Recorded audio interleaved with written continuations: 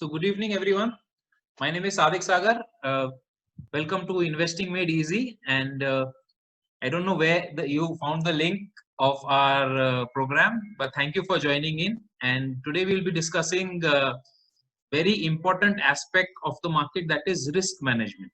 तो risk management क्या होता है कि बहुत सारे लोगों को समझ नहीं रहती है रिस्क मैनेजमेंट क्या है और कैसे रिस्क मैनेजमेंट को असेस किया जाता है और कैसे रिस्क मैनेजमेंट के बेसिस के ऊपर स्टॉक्स खरीदे जाते हैं। रिस्क मैनेजमेंट क्या है? अगर आप अपना देखो, whenever you invest in the market, जो आपका स्टॉप लॉस है, स्टॉप लॉस मतलब क्या? आपका जो रिस्क है वो वही एक चीज है जो आपके हाथ में है। जो रिस्क ही एक चीज है जो आपके हाथ में रहती है। बाकी मार्केट कितना ऊपर जाएगा या मार्केट कितना नीचे आएगा वो चीज आपके हाथ में नहीं रहती है। So even if you do a intraday trade, even if you do a option trade, even if you do a long-term trade, as long as you can manage your investment risk properly, आपको market में कोई भी touch नहीं कर सकता। आपको market में कभी भी हैवी लॉस नहीं होगा। मार्केट में क्या हो सकता है? There are 4 scenarios that can happen in the market. Correct? तो one is के you get a very big profit. बड़ा प्रॉफिट तो हम सबको पसंद है, अच्छा लगता है कि भाई 20% 30% प्रॉफिट मिल रहा है, एवरीबॉडी गोज होम हैप्पी, चलो अच्छा मिल रहा है। अगर वो और फास्ट मिल जाए, मतलब 2 दिन में, 4 दिन में, 5 दिन में मिल जाए तो और भी मजा है, और भी अच्छा है। तो nobody has complaints about big profit. Small profit, yes, ठीक है, small profit is also okay, not really bad, ठीक है, मिला मिला नहीं मिला। Small loss is also okay because you are anticipating that whenever you take 10 trades, 8 trades successful जाएंगे, 2 trade आपके खराब जाएंगे। ऐसा हो नहीं सकता। There is no system in this world design कि भाई all your trades will go very well, 100% result आपको मिलेगा, जो भी पैसा डालोगे वो पैसा बढ़ेगा ही, ऐसा नहीं है। It is always a balance approach. There will be a few trades of yours, let's assume कि भाई 10 में से 2 ट्रेड या 1 ट्रेड आपका खराब जाता है, या फिर 10 में से 3 ट्रेड आपको कुछ भी रिजल्ट नहीं मिलता है, मतलब जो जहां आपने इन्वेस्ट किया वहीं पे पोजीशन है, वहीं पे आपने निकाल दिया। बाकी जो 6 ट्रेड या 5 ट्रेड आपके सक्सेसफुल है, वहां से आपको ये सब बैकलॉग कवर करना है। एंड में क्या है कि this risk is the only one that will save your day in the market. अभी ये जो thing, it is very important.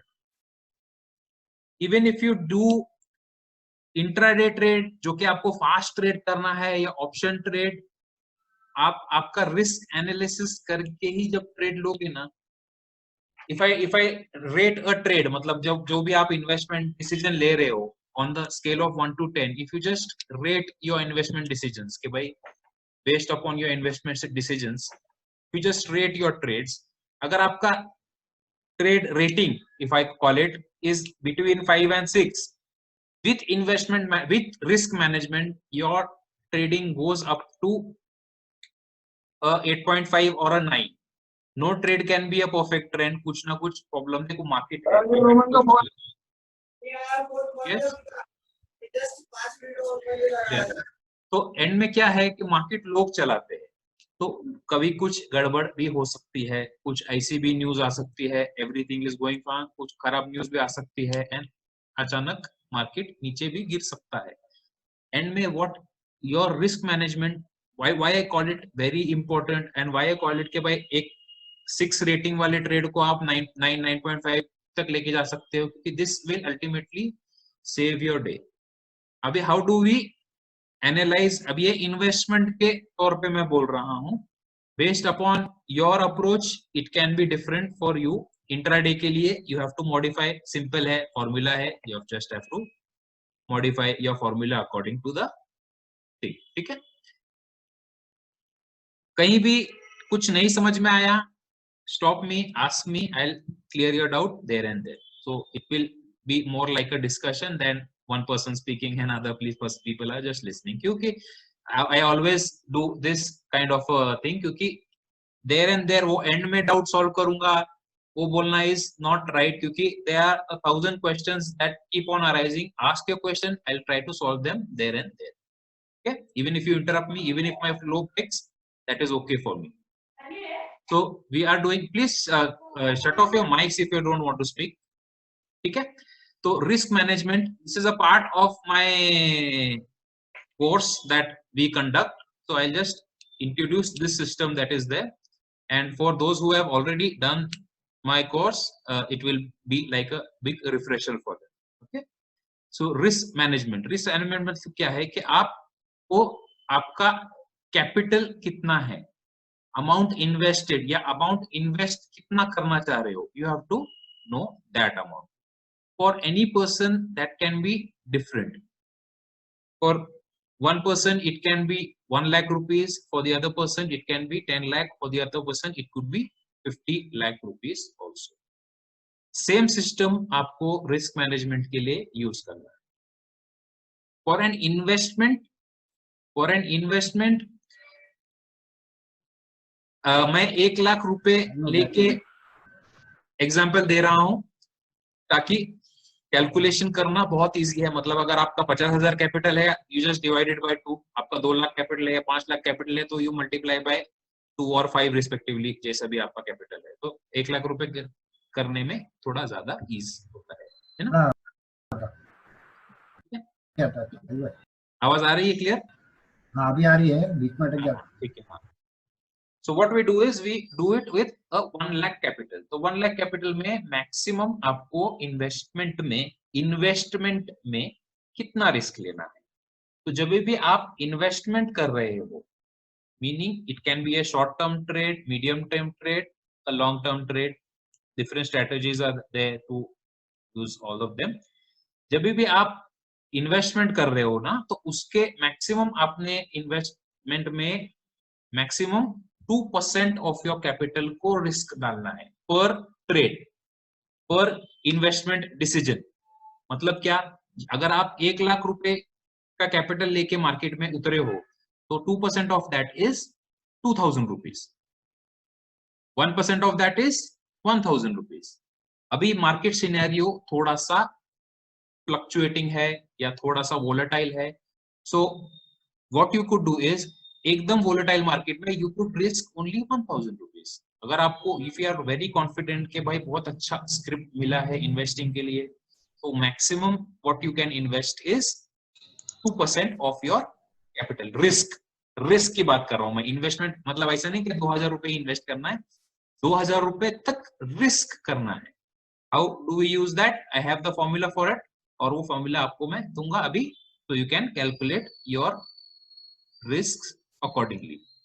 So risk management का ये फॉर्मूला है कि इससे क्या मिलेगा कि number of scripts that we want to buy. कभी भी कोई भी डिसीजन आप ले रहे हो, सब फॉर एग्जांपल अगर हमने डिसाइड किया कि रिलायंस हमको बाय करना है, रिलायंस 1800 पे हमको बाय करना है, और हमारा रिस्क कैपिटल कितना है, मे बी अज्यूम करो कि इट इज 1 लाख रुपीज. तो risk management formula is number of stocks, मतलब कौन सा कितना स्टॉक्स अपने को खरीदना है, is equal to risk amount, जो भी रिस्क अमाउंट है आपका 1,000, 2,000, 5,000, 10,000 depending upon the percentage, divided by target buy price. अभी target buy price minus stop loss, target buy price minus stop loss. ये एक सिंपल फॉर्मूला है जो आप आपके इसमें यूज कर सकते हो. हम लोग इसको प्रैक्टिकली करके देखेंगे. टारगेट बाय प्राइस क्या है कि हम लोग एक एज अ फिलॉसफी गिरता हुआ स्टॉक कभी नहीं लेते हैं. गिरता हुआ स्टॉक हम लोग कभी नहीं लेते हैं. वो एक माइंडसेट का ये है, और हम लोग बैक टेस्टिंग करके भी देख सकते हैं उसमें कि हाउ दिस थिंग वर्क. पर गिरता हुआ स्टॉक कभी नहीं लेना है. अगर गिर के जब उठ रहा है, then you can maybe take a decision, और या तो फिर आता is कि भाई if it is going in your direction, मतलब ऊपर जा रहा है स्टॉक, तो आप you can definitely take a decision. पर जब भी आप कोई स्टॉक को बाय करने का डिसीजन लोगे, in case of short selling and options, बेचने का डिसीजन लोगे, तो we will always manage your risk. So it will be like 1,000 rupees divided by target buy price minus the stop loss. For example, मैं रिलायंस की बात करता हूँ, रिलायंस का ही शेयर ज्यादा एग्जाम्पल में यूज करता हूँ, तो फॉर एग्जाम्पल 1000 रुपीज आपका जो इन्वेस्टमेंट कैपिटल है उसका 1% इज 1000 रुपीज। अगर आप 1 लाख रुपए से इन्वेस्ट कर रहे हो तो सपोज हम लोग ने रिलायंस का टारगेट रखा था 1800 रुपए पे हम लोग रिलायंस को बाय करेंगे। That is a very real figure है ये हम लोग ने 1800 रुपए का 1800 इनफैक्ट 1803 रुपए या 1805 रुपए का टारगेट रखा था। 1805 रुपए पे रिलायंस आएगा तो हम लोग बाय करेंगे and you can see the results that Reliance is giving today minus the risk that is associated. तो जो भी स्टॉक आप बाय करोगे उसको आपको थोड़ा बफर देना है। कितना बफर देना है, कैसे देना है, we will teach you that. Stop loss जो है इतना कम नहीं रखना है कि सिर्फ ट्रेडिंग के अंदर फ्लक्चुएशन के अंदर आपका स्टॉप लॉस हिट हो जाए, ऐसा स्टॉप लॉस नहीं रखना है। और इतना भी बड़ा नहीं रखना है कि आप ट्रेड ही नहीं कर पाओ, मतलब इतना बड़ा नहीं रखना है कि कुछ अमाउंट भी इन्वेस्ट नहीं हो, अगर ऊपर भी जाए तो कुछ पैसा नहीं आए, नीचे भी आए तो कुछ पैसा नहीं आए और नुकसान ही हो, ऐसा भी स्टॉप लॉस नहीं रखना है। It has to be very appropriate stop loss. So suppose we were risking 1700 rupees. So 1800 minus 1700 is a 100 rupees. 100 rupees divided by 1000 is 10. So what this formula tells us कि आप अगर 1000 रुपए का risk लेना है तो आप 10 स्क्रिप्ट रिलायंस की बाय कर सकते हो।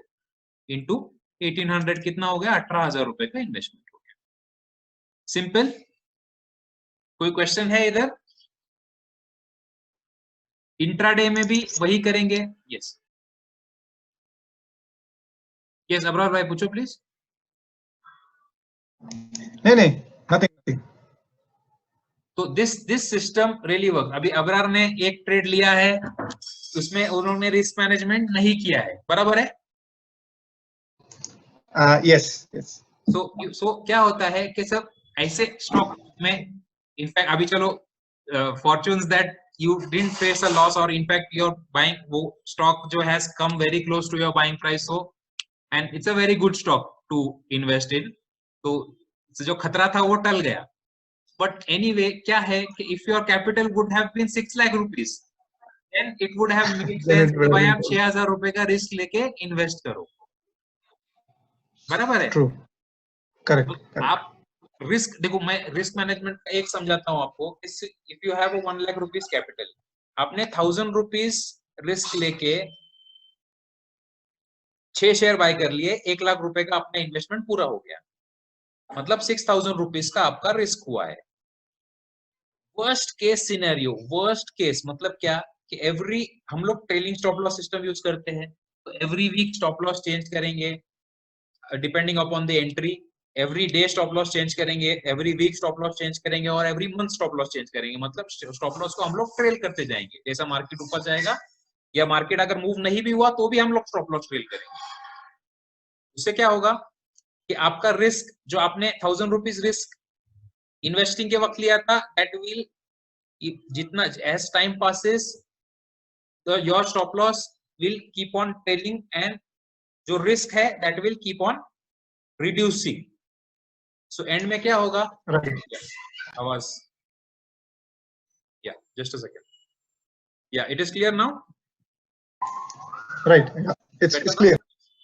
सो व्हाट विल हैपन इज कि आपका रिस्क जैसा आपने इन्वेस्ट किया, as the weeks go on, as days go on, as months go on, depending upon your investment वे, मतलब आपने इंट्राडे किया है या आपने स्विंग ट्रेड लिया है या शॉर्ट टर्म या लॉन्ग टर्म, जैसा भी ट्रेड आपने लिया है, योर एंड में your risk will keep on reducing.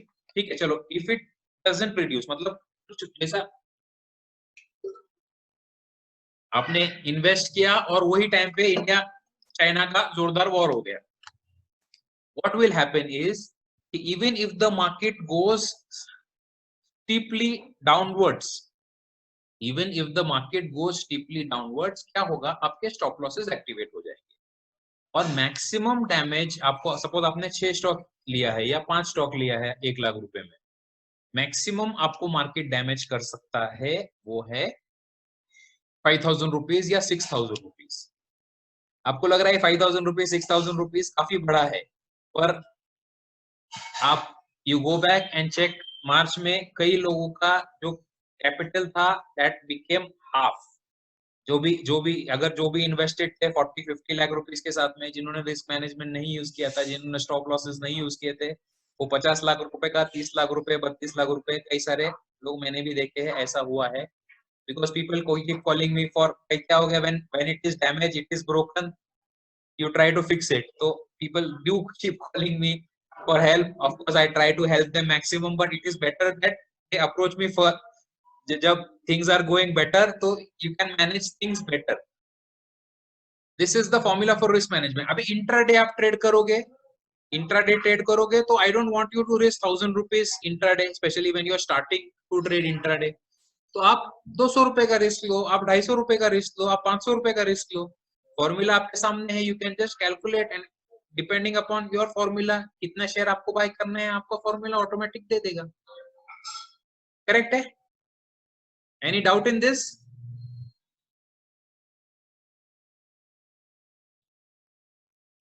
Yes, Mohammed भाई is not there, I think he has connection गया है उनका. Any doubt in this system? So इसके आगे बढ़ू, जो आईपीओ आने वाले हैं उनकी बात करूं? हाँ भाई. Yes, yes. This is simple, कुछ भी इसमें कुछ प्रॉब्लम नहीं है, कोई कॉम्प्लिकेशन नहीं है, एकदम अच्छे से समझ में आ गया. तो डैनियल भी एक हफ्ते के लिए छुट्टी पे है, वो डायरेक्ट अगले हफ्ते आएगी. यस, तो उसको तो भी पूछा होगा. चलो we will move forward then. Ranveer ने ज्वाइन किया है क्या? I think he has joined. No problem.